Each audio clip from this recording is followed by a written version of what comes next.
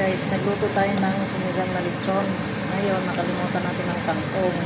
Pero mayroon siyang gabi yan. Ginis ako sa bawang, sibuyas, kamatis. Tapos, nilagay natin yung gabi. Unahin natin yung gabi para malapot ng sabaw.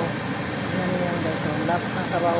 Kapag inuna mo yung gabi, mas maganda kung durog na durog yung gabi. Ayan siya guys. Malaki yan kanina.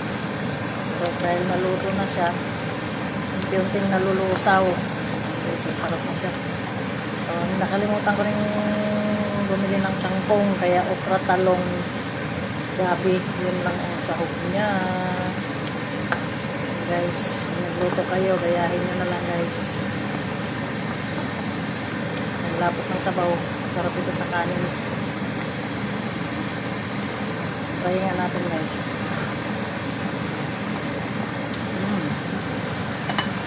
Laban na guys. Kain na tayo guys.